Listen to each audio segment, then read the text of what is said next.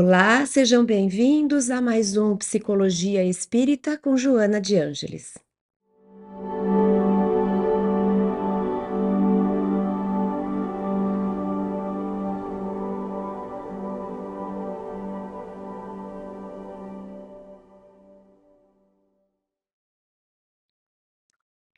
Nesta oitava temporada, estamos trabalhando os relacionamentos. E nesses primeiros encontros já pudemos perceber a importância do olhar para si mesmo se quisermos investir em nossos relacionamentos. Os relacionamentos são baseados em indivíduos.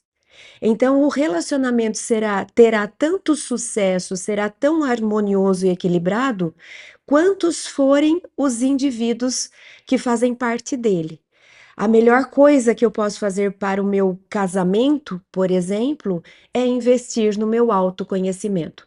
Quanto mais eu estiver saudável emocionalmente falando, psicologicamente falando, mais eu vou contribuir para um relacionamento bom no meu casamento. A mesma coisa com os meus amigos, com a minha família.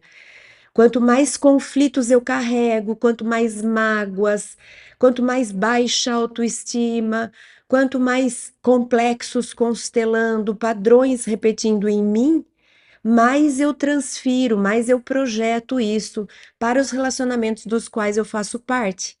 Então é como se eu contagiasse, há uma contaminação psicológica. Então, a saúde do relacionamento mostra a saúde dos seus integrantes. Por mais que a gente goste, seja confortável, a gente dizer é o outro, ah, mas é porque ele ou ela faz isso, ah, mas quem aguenta viver com fulano que é assim ou é assado? Por mais que a gente sempre encontre nos relacionamentos quando vai se justificar o porquê ele não é tão saudável, a gente sempre encontra as partes acusando, né, uma a outra, apontando dedos de um para o outro, mas lá no fundo, se nós formos estudar, nós veremos que o relacionamento é feito com base em tantas partes quantas forem. Quantas fizerem parte. Então, não tem como eu dizer, o relacionamento, o meu casamento não é feito pelo outro. Não posso dizer que quem determina o que é bom, o que é ruim do meu relacionamento é o outro. Se eu estou nele, 50% é meu. Ah, mas eu fico quieta, então talvez seu problema seja esse. Ficar quieta e aceitar tudo também é colaborar para o relacionamento de uma maneira passiva, de uma maneira omissa. Ah, não, mas eu falo, mas o outro não me escuta. Pois é, então vamos trabalhar nisso. Se você está tentando e o relacionamento não está funcionando, e o que que você está fazendo a respeito disso? Será que não existe um outro caminho? Por que que você se mantém nesse relacionamento, mas também não é para sair correndo dele? Ou seja, existem muitas alternativas além dessa que a gente justifica que não é meu o problema, é do outro. Então, se nós quisermos realmente ter a consciência tranquila de que estamos fazendo nossa parte para o relacionamento funcionar, é preciso que a gente tenha essa coragem de fazer o mergulho para dentro de si. Ao invés de ficar apontando o dedo para o outro e querendo consertar o outro, que nós não conseguimos, ninguém atua no outro, senão nós teríamos Jesus. Jesus consertaria o mundo. Se nós tivéssemos capacidade, condição, possibilidade de mudar o outro, a nossa terra já estava feliz, porque Jesus viria aqui, como já veio, consertaria todo mundo e a gente estaria em paz. Mas não é esse o caminho que Deus planejou para a gente quando Ele nos ofereceu o livre-arbítrio.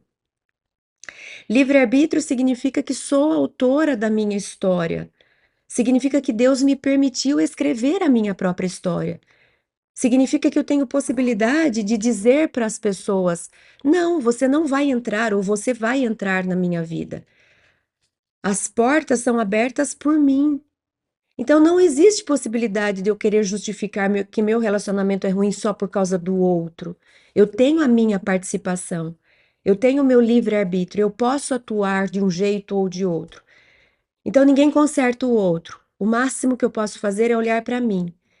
E se eu mexer comigo, É, é, é fácil de se constatar que quando a gente se modifica, a gente em breve vai ver mudanças nos nossos relacionamentos. É impressionante isso.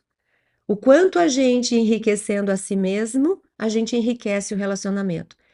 E aí a gente vai dizer: nossa, antes Fulano me incomodava tanto com aquela atitude, hoje ele não incomoda mais. Por quê? Porque ele parou com a atitude? Nem sempre. Mas porque eu me modifiquei, aquela atitude não me atinge mais, não me afeta mais, não me provoca mais. Então o relacionamento já não é mais tão desgastante, porque da minha parte eu parei de pôr lenha na fogueira. Eu parei de dar combustível quando eu ficava irritada com aquele comportamento, e da minha parte eu também fazia essas trocas agressivas e violentas. Então, sempre que formos falar de relacionamento, falaremos sobre indivíduo, sobre o processo de individuação descrito por Carl Gustav Jung na psicologia analítica, também abordado por Joana de Ângeles, que é o indivíduo se desenvolver a partir de si e não incorporando expectativas do seu entorno, não agindo de acordo com o que a sociedade valoriza, com o que os pais esperam, do que dá ibope e tudo mais, mas é se desenvolver a partir de si, respeitando sua essência, buscando as suas necessidades, satisfazer as suas necessidades, respeitando os seus próprios talentos, valores. É a melhor colaboração com o coletivo, seja um coletivo pequenininho de um casal, seja o coletivo de uma humanidade. Eu vou ser mais benéfica para o coletivo quanto mais eu for feliz, quanto mais eu for saudável, quanto mais eu for eu mesma nesse sentido de me conhecer. Não é ser eu mesma no sentido de, eu sou assim mesmo, vou chutando todo mundo, não é nesse sentido. É no sentido de se conhecer e saber se trabalhar. Quanto mais eu trabalho comigo, mais eu colaboro com os outros, com a harmonia das relações. O tema de hoje é autossabotagem, é uma expressão muito usada, as pessoas falam muito sobre isso. Existe aí um conceito bastante difundido em torno desse tema da autossabotagem. Vamos pensar um pouco a respeito dele então, vamos analisar um pouco esse tema. Autossabotagem é sabotar a si, né? Esse auto de mim mesma. Então eu saboto a mim mesma. E se a gente for pensar o que que é o sabotar, o que que é sabotar? É interessante, né? Porque a sabotagem não é simplesmente um prejuízo na vida do outro. A sabotagem tem um quê de um mistério, de escondido. Se eu quero sabotar uma empresa, eu não vou lá com uma arma e entro na recepção. Isso daí é um assalto, isso aí é um roubo. A sabotagem, ela é velada. Ela não, ela se disfarça, existe um disfarce. Existe uma aparência oposta.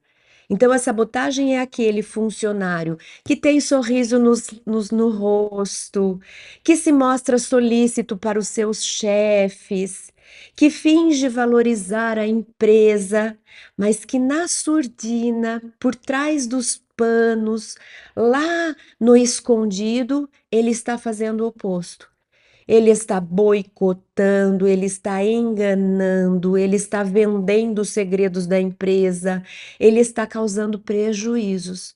Então, a sabotagem não é simplesmente prejudicar alguém ou algo, não é simplesmente fazer o mal, não é simplesmente bater, ofender, violentar, quebrar, não é simplesmente porque isso é nas caras.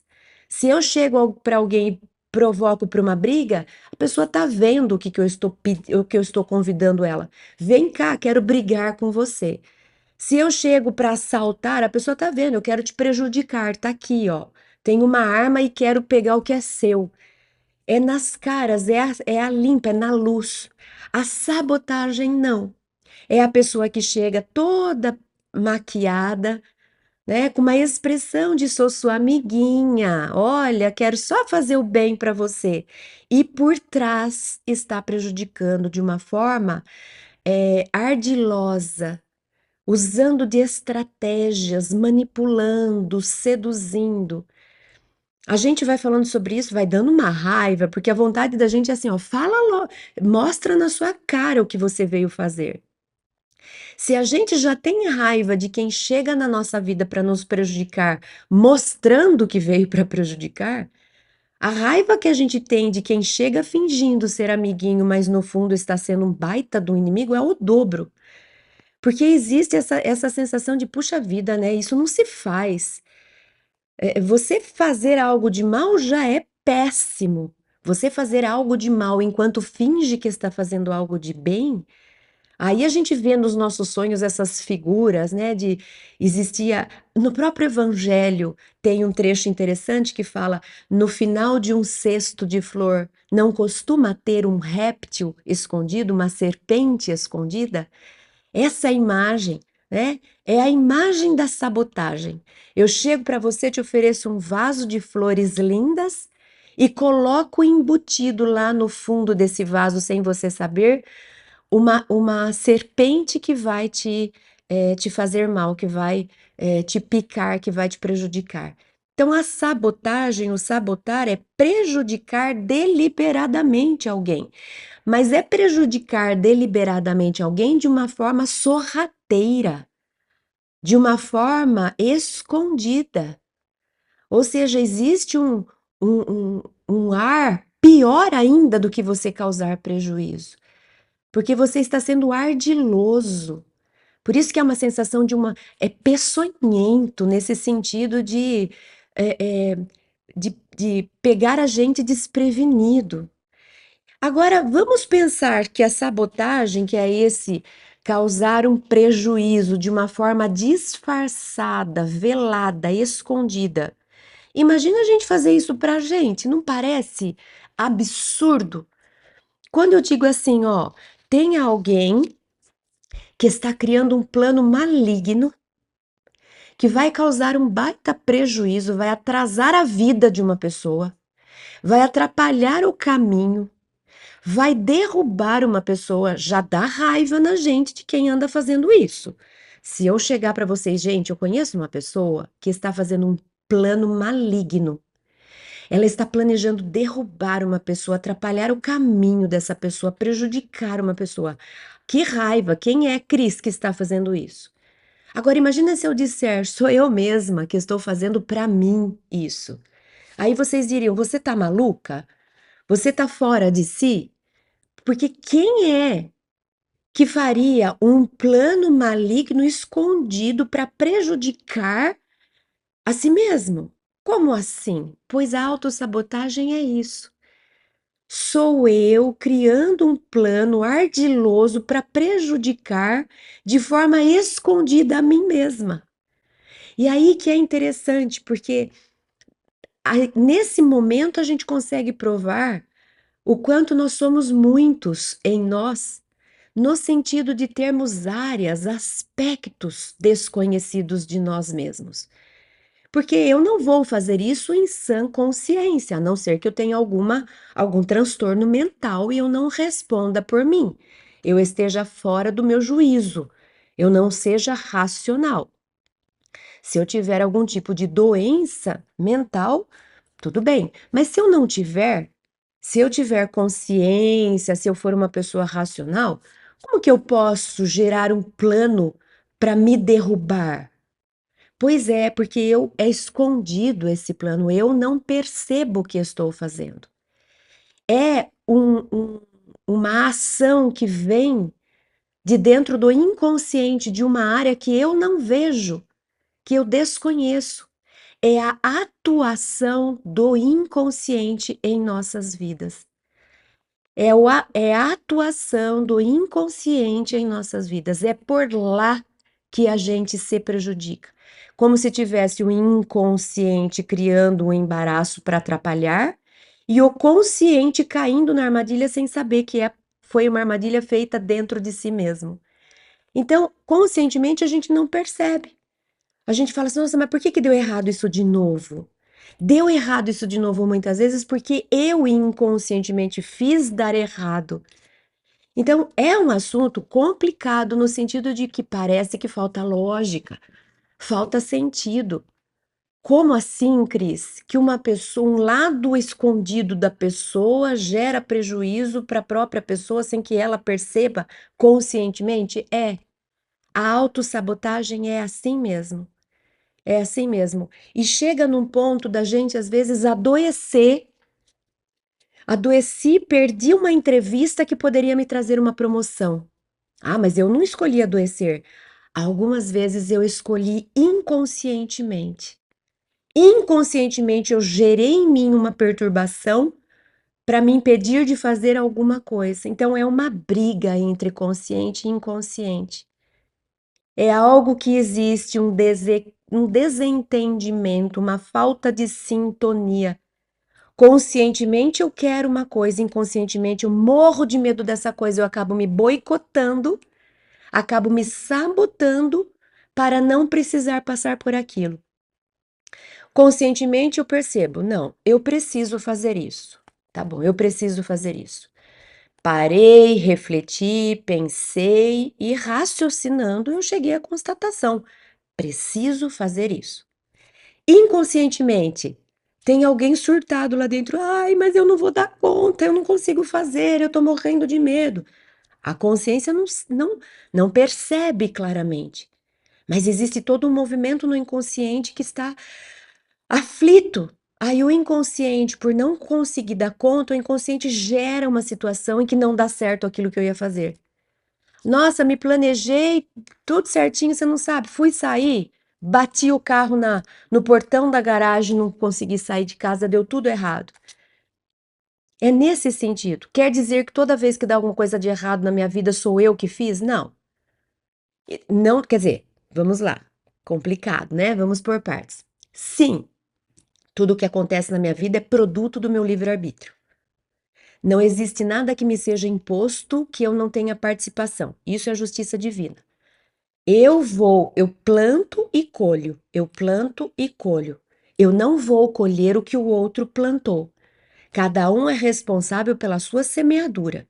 Isso é lei divina, lei de causa e efeito, lei de ação e reação, lei do livre-arbítrio. A reencarnação permite que a gente vá colhendo o que a gente vai plantando. Se não der tempo nessa vida, fica para a próxima. Então, isso é uma coisa. Outra coisa que eu estou dizendo é essas coisinhas do dia a dia. Algumas vezes elas nos surgem por reflexo de vidas passadas, de experiências passadas, até desta própria vida. Então, pode ser que o que me aconteceu de errado seja resultado de uma ação feita antes. Então, é no sentido de colheita de uma plantação anterior, ou pode ser eu me boicotando na hora. Então vamos pegar esse exemplo bobo que eu criei para ilustrar. Estou saindo de casa, indo para uma entrevista que eu vou ser promovida, mas eu estou morrendo de medo porque lá no fundo, no meu inconsciente, eu não acredito que eu dou conta. Não acredito que eu seja capaz. Então eu estou nessa luta, raciocinando, não, me apareceu, a chance é minha, eu vou tentar. Inconscientemente, ai, não, vão descobrir que eu não vou dar conta, isso daí vai ser péssimo, eu vou morrer de medo. Então eu estou nessa luta interna. Aí eu vou sair e bato o carro no portão de casa, acabo me enrolando, perco a entrevista. Isso que aconteceu é algo que em algum momento eu gerei. Eu gerei em ações passadas que eu estou colhendo agora? Pode ser. Ou pode ser também que eu esteja me boicotando nesse minuto para não chegar em tempo na entrevista porque eu estou morrendo de medo de ganhar essa promoção. Então eu auto-saboto, eu me saboto, eu saboto a mim mesma. Então pode ser. Quando a gente entende a lei e vê quanto ela é complexa, muito, muito, muito, muito dificilmente a gente vai falar, é isso. E às vezes a gente quer, né? A gente vai consultar um médium, tem muito isso.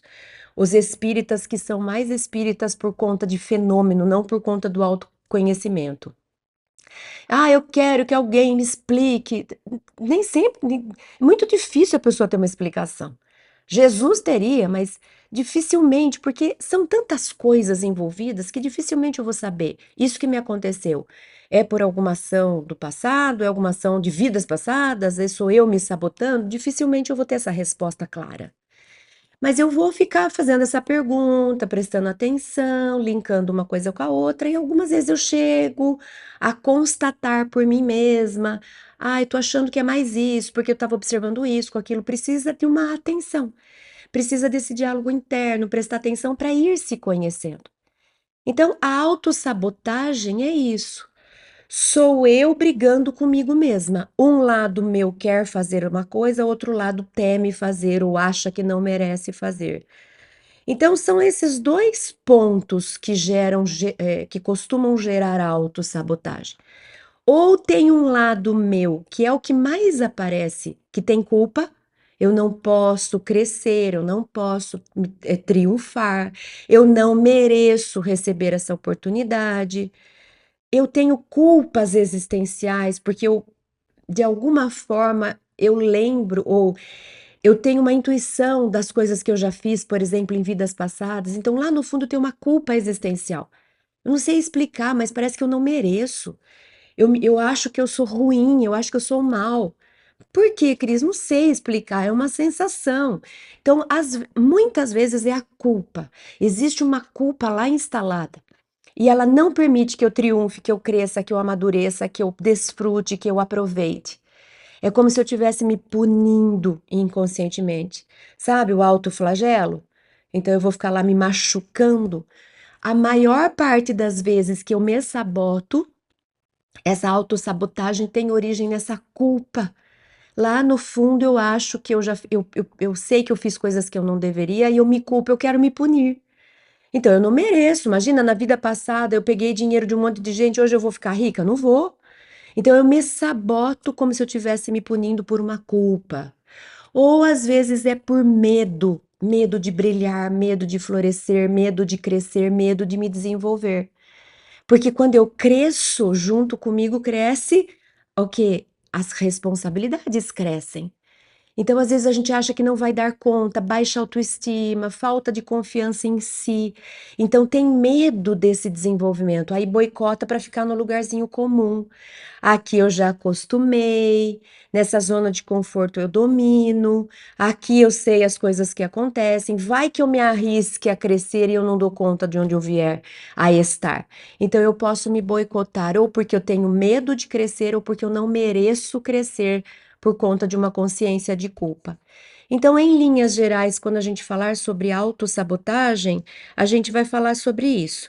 A gente vai falar sobre a gente atrapalhar o próprio caminho de uma forma inconsciente. Lógico que eu não acordei e falei assim: ai, hoje eu vou fazer um plano para me sabotar.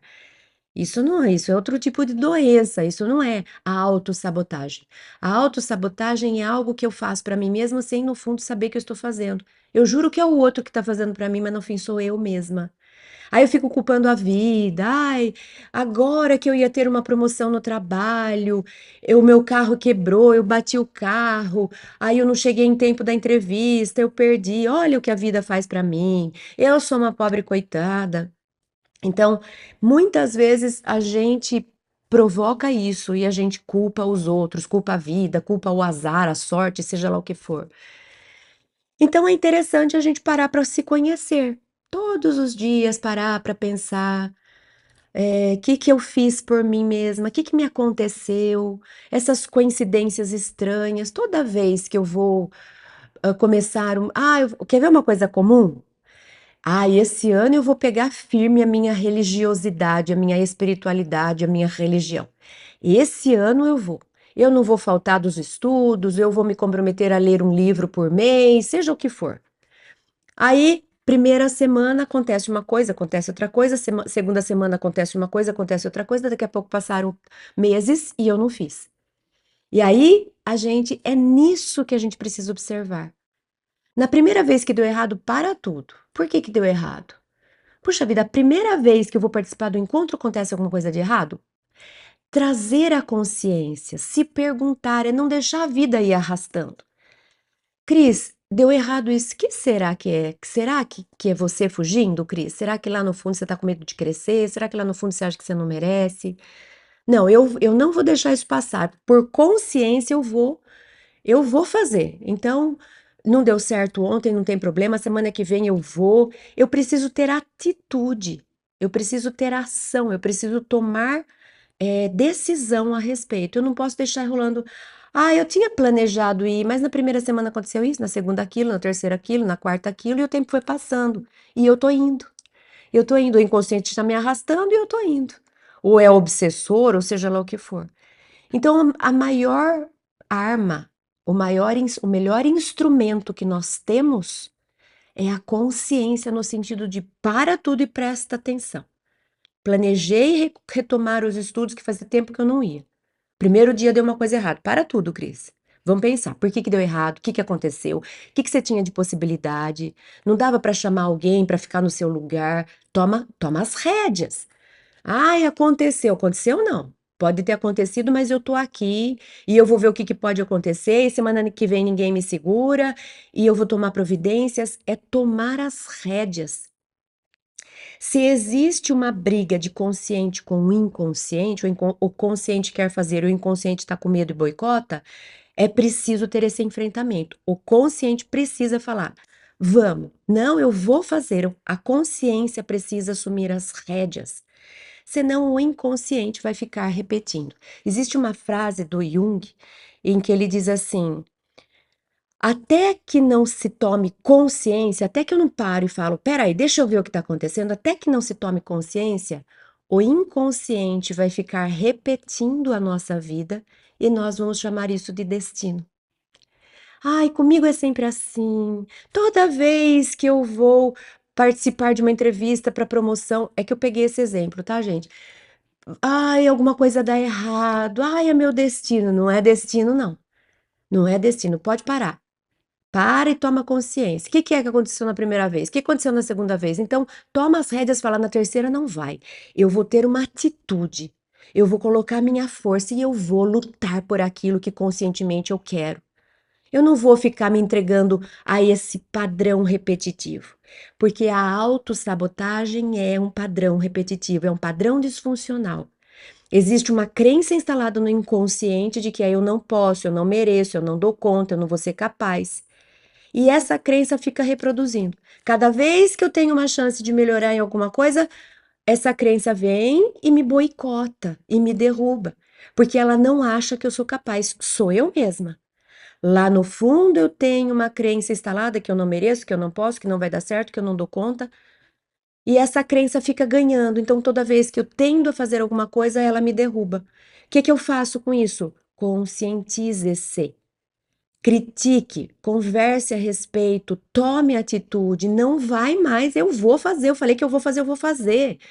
Se coloque, o inconsciente precisa sentir que a consciência de fato quer. Porque senão a consciência fala, ah, eu queria, mas no fim tá torcendo para que dê errado. Quantas vezes a gente faz isso? Ai, tomara que dê certo lá no fundo, ai, tomara que aconteça alguma coisa para eu não precisar ir. Então eu não tô querendo de fato. Para eu me modificar, eu preciso querer de fato. É assim que a gente vai conseguir superar essa tendência de se sabotar. Bom, já falei muito, vamos entrar em Joana de Ângeles e eu começo com o livro Jesus e a Atualidade, capítulo 5.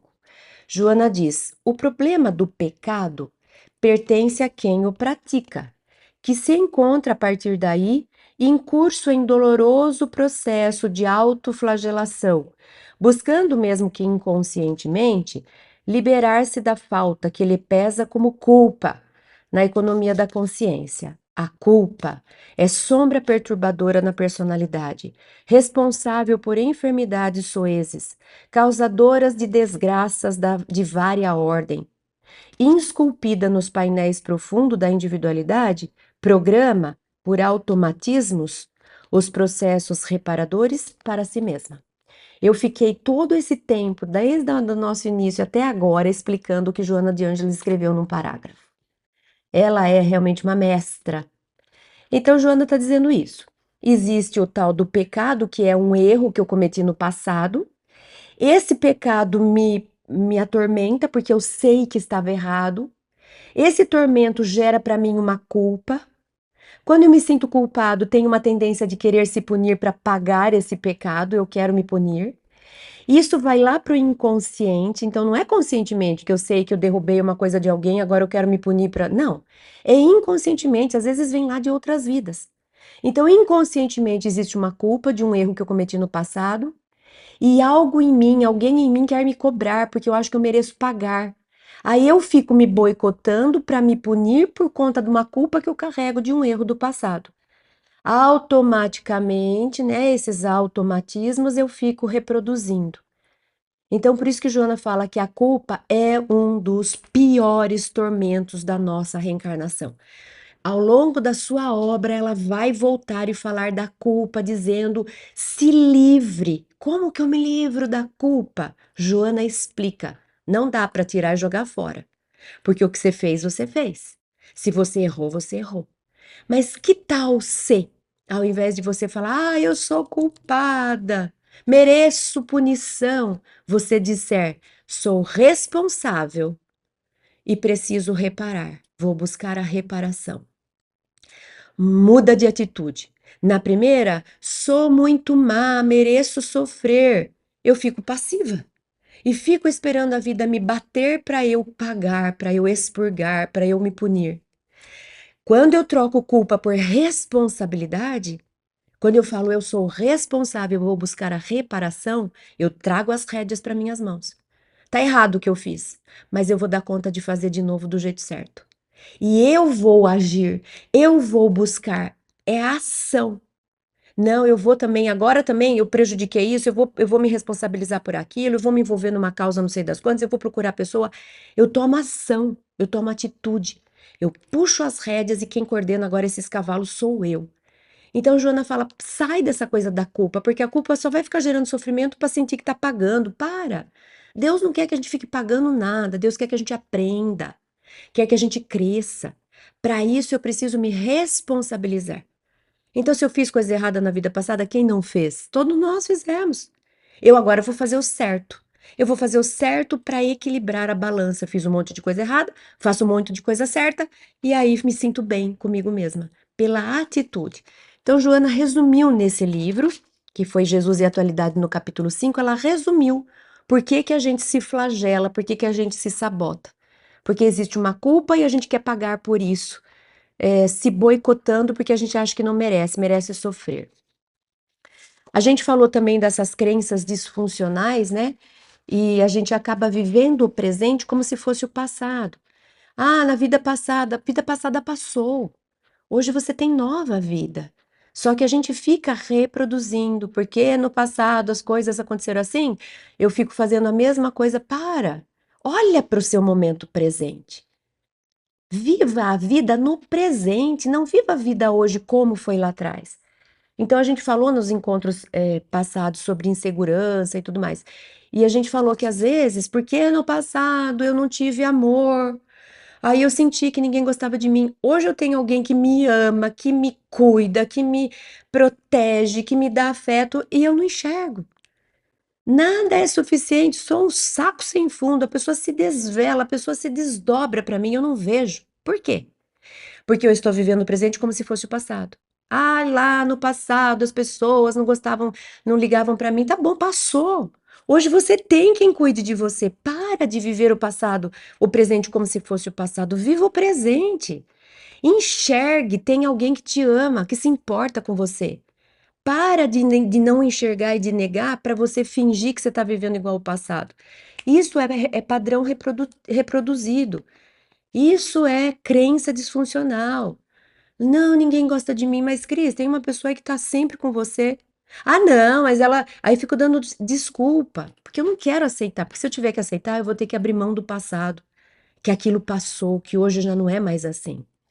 Né? Então, no livro Plenitude, capítulo 2, Joana fala desses condicionamentos. Ela diz: os condicionamentos, as ideias pessimistas, as crenças absurdas, as ações vexatórias são responsáveis pelas tensões que levam à desarmonia.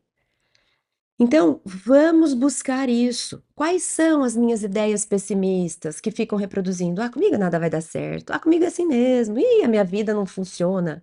Quais são esses automatismos, esses condicionamentos, essas crenças absurdas? Vamos atrás delas e vamos quebrá-las. Ah, comigo é assim mesmo. Não é não, Cris. Para com isso. Que desculpa mais vitimista é essa? Para de falar. Então você está querendo dizer que Deus escolheu algumas pessoas para ser bode expiatório para sempre? Não. É impossível que alguém diga, ah, comigo é sempre assim. Não é. Muito provavelmente você que está reproduzindo isso e se condicionando e automaticamente se boicotando. Para. Não é justo que Deus escolha alguém para só sofrer. No mundo tereis aflições, mas também no mundo tereis alegrias. E esses altos e baixos fazem parte da vida. Não aceite essa crença quando ela aparecer. Ah, mas você acha que para mim isso vai acontecer? Acho. Acho que não vai acontecer só para você e nem sempre para você, mas de vez em quando para você eu acho. Como que de vez em quando acontece para esse, de vez em quando acontece para aquele, de vez em quando ele está chorando, aquele está rindo, daqui a pouco o negócio inverte, isso é vida. Para de querer se colocar num lugar que para você só dá certo ou só dá errado, impossível. É impossível, a vida não é assim, a vida é altos e baixos. Então, critique essas crenças disfuncionais. Converse com você mesma, tome consciência, para de ficar reproduzindo o modelo, falando a mesma ladainha há tantos anos. Ai, a minha vida, para com esse tom lamentoso. Enxergue com consciência a vida, tome ação, tome as rédeas. Então, às vezes, essa crença disfuncional, ela pode se tornar o que a gente chama, inclusive, de profecia autorrealizadora. Quando eu fico falando assim, ah, comigo não vai dar certo, não, imagina, já sei. Eu estou gerando uma energia para o universo falando isso. Eu estou apostando, vai que eu acione o poder da fé. Sem saber o que eu estou fazendo, e a fé é aquela que atrai o que precisa trazer, move montanhas. De repente, ao invés de eu mover montanha para melhorar o mundo, eu estou movendo montanhas para me atrapalhar. Porque eu estou acreditando no que eu estou falando. Não era para ser, mas já que eu estou fazendo com tanta veemência, estou falando com tanta força, isso vai acontecer. E a gente atrai. E a gente atrai. Eu lembro de uma história que o Raul Teixeira, esse médium, professor nosso do Espiritismo, ele conta nas palestras lá atrás de um caso verídico em que ele ia, na cidade onde ele mora até hoje, ele ia num restaurante e ele passava por um lugar que sempre tinha uma senhora pedindo dinheiro sentada à calçada. E ela estava sempre com um pedaço da perna, se eu não me engano, coberta, como se ela tivesse uma ferida. E não tinha ferida nenhuma ali. Ela estava simulando, e o Raul sabia. E o Raul se compadecia daquela alma. E um dia Camilo, seu espírito guia, conversou com Raul a respeito disso para esclarecê-lo, para ajudá-lo a entender aquela experiência no sentido de crescer, e disse assim: essa senhora está enganando a vida, ou pensa que está enganando a vida. Ela está criando uma doença, porque não existe a doença, mas ela todos os dias ela fala dessa doença, ela pede dinheiro por causa dessa doença. E o Raul falou que viu a prova concreta. Um dia, essa perna ficou doente. Essa mulher gerou uma ferida onde não existia, simplesmente porque ela tem esse poder criativo na própria vida. Nós geramos a nossa vida. Então é um exemplo extremo de algo que aconteceu. Ela somatizou uma doença. Mas isso serve para tudo. Então, cuidado com essas crenças que ficam se repetindo, porque às vezes a gente está gerando profecia para a gente mesmo e se realiza. Então, no livro Momentos de Saúde, capítulo 8, Joana diz assim: a pessoa irresponsável, quando não se esforça para alterar o que pode ser modificado, transfere a responsabilidade para as circunstâncias que acredita más, para as pessoas, ou culpa-se a si mesma, preferindo a queixa e a comiseração ao esforço profícuo. É mais fácil, né? Ah, o problema é o outro, o problema é minha. Eu estou espiando, e aí eu fico ali sentadinha ao invés de agir para melhorar, né? O tempo, o lugar, a sociedade, o governo, a inveja alheia, a competição malsã, a má sorte, a fraqueza, são os ingredientes para justificar a acomodação, o falso sofrimento que se diz objeto. Ai, comigo dá sempre errado. Para de falar que existe uma lei, não existe essa lei. A lei quer que você cresça, quer que você aprenda, pegue as rédeas da vida e vá, construa o futuro que você quer, seja forte. Para de se esquivar atrás de desculpas falando que a sorte não está do seu lado. E ainda no mesmo Momentos de Saúde, mas agora no capítulo 10, ela diz: necessitas, no entanto, submeter as tuas crenças ao crivo da razão, verificando quanto resistem ao escalpelo da lógica, do bom senso. Para e critica. Quando você fala assim, eu não tenho sorte, para e critica. Você está dizendo o quê? Que Deus escolheu você para ser diferente de todo mundo. Porque todo mundo no universo tem sorte, de vez em quando não tem sorte no sentido, porque sorte e azar não existe, né? Tudo existe uma lei que coordena. Mas eu digo altos e baixos. Todo mundo passa por altos e baixos. Um dia a gente aprende, outro dia a gente tomba, outro dia a gente cresce, outro dia a gente se arrepende, outro dia a gente acerta, outro dia a gente erra. Altos e baixos, experiências agradáveis e desagradáveis. Todo mundo tem de todos os tipos. Você não. Você é um ser à parte. Deus escolheu você só para dar errado na vida. Para e pensa no que você está falando. É isso que Joana falou. Para e faz, submete ao crivo da razão. Questiona se o que você está falando tem sentido. E para de ficar repetindo igual um papagaio. A minha vida, ó dias, ó céus, ó azar. Para, né? Não existe isso. Existe escolha. Você está preferindo ficar se lamentando. Então, não é inteligente da nossa parte a gente ficar se lamentando pelo que passou. A gente ficar preso no passado, chorando leite derramado, não é inteligente. Inteligente é a gente usar o que Deus deu, que é o bem mais precioso, que se chama livre-arbítrio, e a gente tomar novas decisões para criar novos destinos. Não gostei de onde eu cheguei. Não gostou? Então tome ações diferentes. Porque se você continuar fazendo o que você sempre fez, você vai continuar chegando no mesmo lugar. Então está nas nossas mãos. Cabe a nós a escolha do que a gente quer para a nossa vida. Somos autores da própria história, mas precisa ter consciência e lutar por isso. Não é fácil. No livro, ainda estou no livro Momentos de Saúde. Agora eu voltei lá para o capítulo 4, Momentos de Saúde, capítulo 4.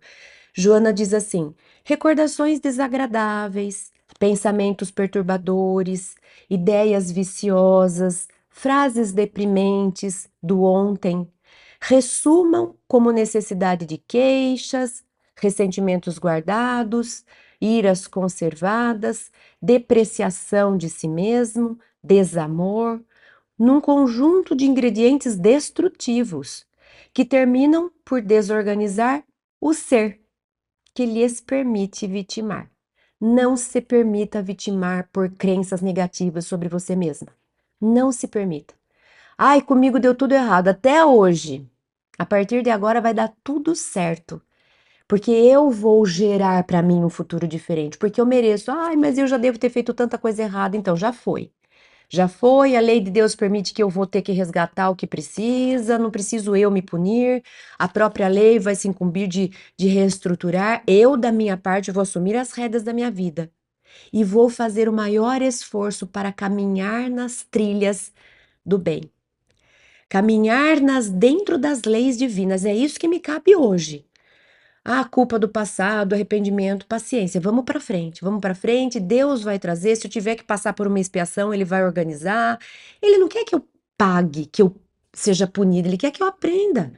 Se eu aprender amando, ajudando, tá bom para Ele.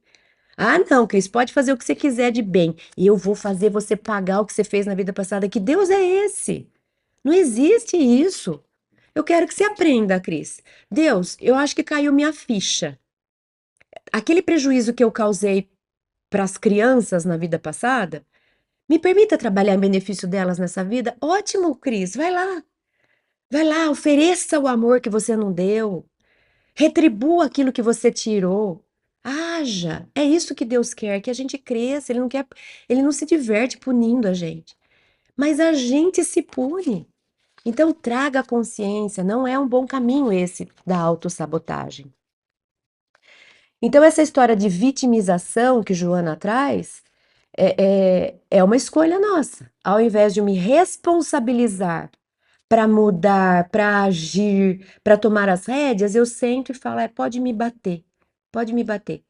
Né? É como se a gente falasse assim: eu prefiro ficar aqui na zona de conforto ruim, na zona de conforto em que eu caio, que eu peno, que eu sofro, do que eu assumir a ação que vai exigir de mim sacrifício, esforço, perseverança, resiliência, resignação.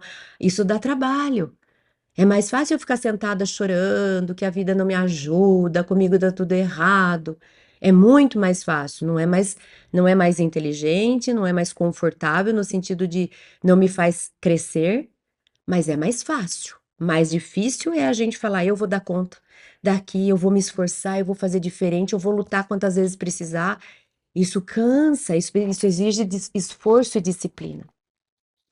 Então, no Ser Consciente, capítulo 4, Joana diz: por isso mesmo, o cultivo da autocompaixão, mediante a insistente reclamação em torno dos acontecimentos da vida, demonstrando insatisfação sistemática, transforma-se em mecanismo masoquista de perturbadora presença no psiquismo.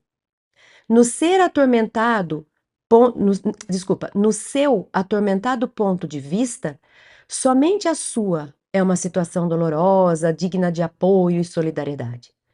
E quando essas expressões de socorro lhe são dirigidas, reage, recusando-as a fim de permanecer na postura de infelicidade que o torna feliz.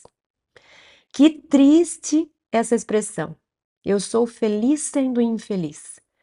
Eu gosto de ficar aqui sofrendo e lamentando da vida, de Deus e do mundo. Eu me comprazo nesse lugar, que triste. Saia desse lugar, você merece muito mais que isso. Você é filho de Deus. Então, o que que Joana está dizendo? Quantas vezes alguém, vamos trazer um exemplo simples também, e fácil.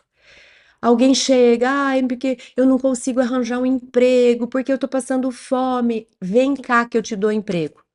Quem já não passou por isso? Vem cá. Tem esse trabalho para ser feito. Ah, mas trabalha de final de semana? Ah, mas esse trabalho tem que começar muito cedo? Ah, mas esse trabalho tem que trabalhar com o corpo o dia inteiro? Ah, mas esse trabalho tem que prestar muita atenção? Ah, mas esse trabalho então não. É isso. Isso é no mundo concreto e a gente faz isso internamente. Ah, eu não consigo, eu não consigo prestar atenção nas coisas. Vamos fazer um treinamento? Vamos fazer um treinamento? Vamos fazer um treinamento de foco, vamos fazer meditação para a gente acelerar. Ai, meditação dá muito trabalho. Ai, meditação não leva, não é para mim. Ai, mas vai ter que ficar prestando atenção. Ah, mas vai ter que me comprometer a ler um livro, uma página por dia. Aí a gente não quer o esforço, porque ainda somos infantis, a gente quer a comidinha pronta que a mamãe traz. A gente quer ficar sentadinho e alguém vai viver para mim e me traga uma promoção pronta, um carro na garagem, me traga um salário que eu não precise me esforçar. É infantilidade da nossa parte. A sabotagem é uma forma infantil de tentar se esquivar da vida que precisa ser trazida nas próprias mãos. Então, a terapia que a gente já vem falando, caminho para a gente poder superar essa autoflagelação, essa autossabotagem, é realmente o enfrentamento de si mesmo, é autoconsciência, é autoconhecimento, é questionar as crenças, é criticar esses pontos de vistas prontos que aparecem na nossa mente, é acreditar em Deus, na sua justiça, é buscar o melhor para si, é um esforço de não aceitar nada que não seja bom, nobre, agradável, que não esteja alinhado com Deus. Eu vou morrer tentando. Pode ser que a minha vida não me deixe, pode ser que eu tenha que espiar e nunca dar nada na vida. Ok, da minha parte eu vou morrer tentando crescer. Eu vou morrer tentando melhorar. Pode ser que por expiação eu não consiga. Pode ser que essa vida eu não venha para triunfar, eu venha para sofrer, ok. Mas eu vou fazer a minha parte.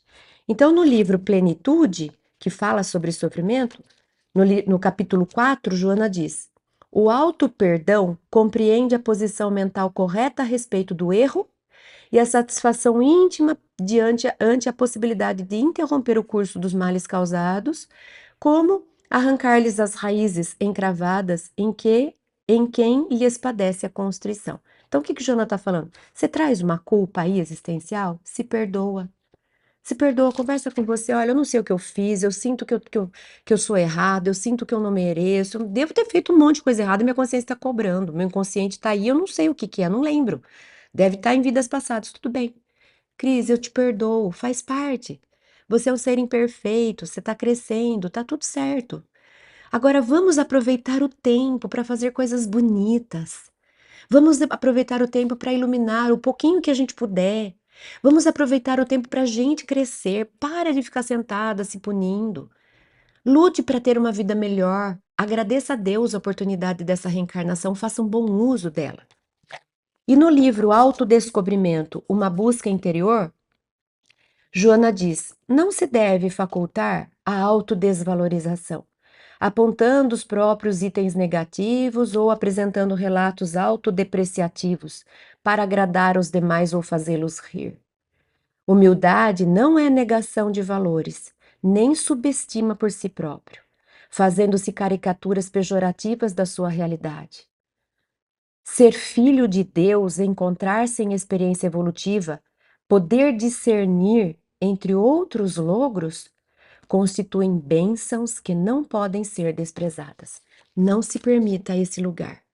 Você é muito valioso. Jesus ama cada um de nós do jeitinho que a gente é. Esse é o modelo e guia que nós devemos seguir. Deus sabe que estamos em caminho de crescimento e que vamos cair e que estamos de vez em quando nos equivocando. Mas a gente se depreciar é a gente desvalorizar uma obra de Deus. Então, auto-perdão e auto-amor são as terapias para buscarmos dissolver esses condicionamentos da autossabotagem. Pensem sobre isso, comentem, façam aqui as suas perguntas e nós voltamos semana que vem, se Deus permitir.